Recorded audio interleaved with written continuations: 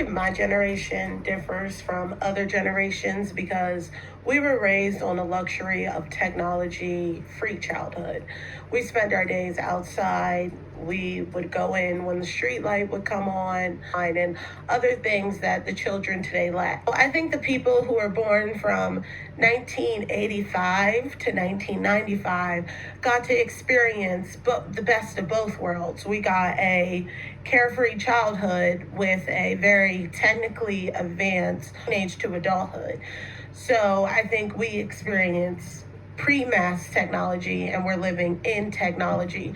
It makes you wonder if technology contributes to teenagers and young children's mental health and just the way that they develop, because they're just used to everything being so instant, and they just there was a study done to assess the effects of screen time, which is how much time you spend on any device.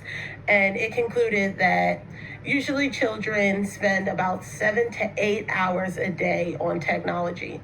And according to the American Academy of Pediatrics, they advocate that children should spend about 2 hours a day on technology and balance the rest of that time with other constructive activities. According to Amy Finnery in chapter 15 of our textbook, children as young as 4 years old can download applications and navigate themselves through a phone before they're even able to tie their own shoes. So it makes you wonder if the relation of screen time has anything to do with childhood obesity and also behavioral issues. There was an experiment conducted in 2017 to May of 2017, and the sample size was 338 boys in a high school in Italy, and they were divided into three groups: early adolescents, which was 14 and 15, mid-adolescence, which was 16 and 17, and late adolescence, which was 18 and 19. And they were asked to complete a self-report questionnaire. And the internet gaming disorder scale was factored into this. It's a scale that determines the amount of time you spend on video games and how it influences your life.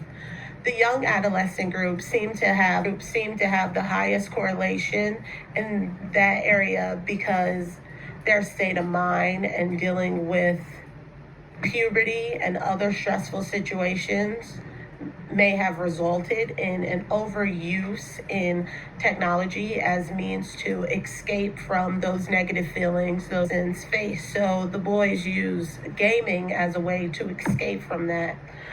When it came to the mid-adolescent boys, there was a negative correlation between internet gaming, disease, and mental disorders. Blame on video games. It actually became an outlet for ages 16 to 17-year-old boys to play video games and create strategies to control the way that how they feel and how they interpret these kind of feelings. So in some instances, video games has actually helped them cope with becoming a young adult.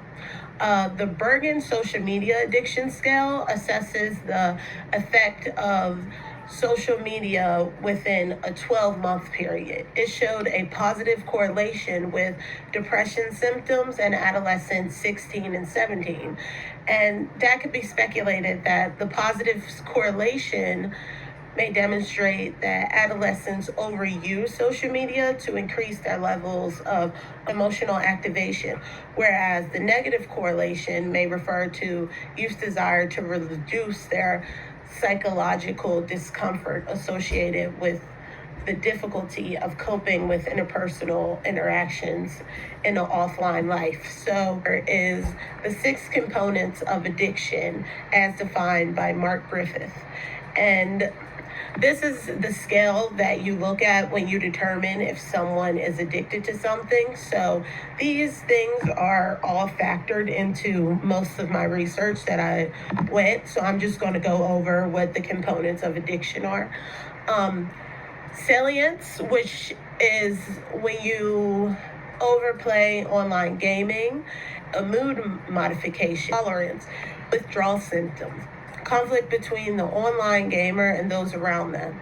The relapse, use of technology amongst children and how it impacts the parents of children from ages 0 to 8. The participants expressed a high degree of tension regarding their child's mobile technology use. They were concerned about the effects that it had on their child, the rapid growth of technology beyond their control, and the stress it puts on the family. Parents constantly are faced with certain decisions when allowing their child to use technology. For instance, to use the technology to control the child's behavior. We use technology to kind of watch our children. A lot of parents have expressed the need to introduce mobile technology to them at an early age so the children can keep up with the trends in education, social connection, further down the line, employment opportunities. If they affect the child's creativity, persistence, social skills, and just problem solving. Two, there are traits of addiction that can contribute to the child's excessive use of technology, but there is no concrete evidence for sure.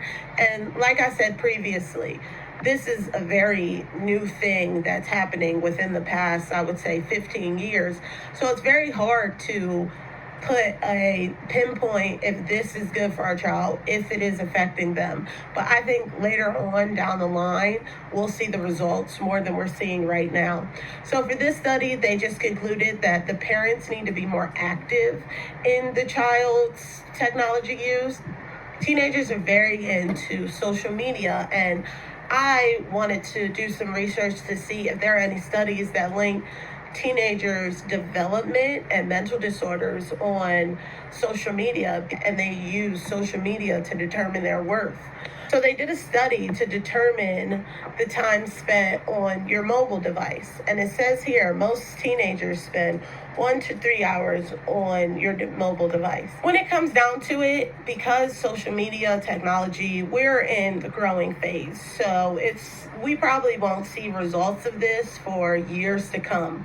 But it's just interesting to keep in mind that how fast everything is changing. And I feel like each year we advance more from, we used to put a password in our phone. Now all we have to do is look at it to open. So social media technology is definitely advancing as we do. So it's just really important to just monitor. Don't get too wrapped up in it, and just realize that social medias are for fun and not for your livelihood.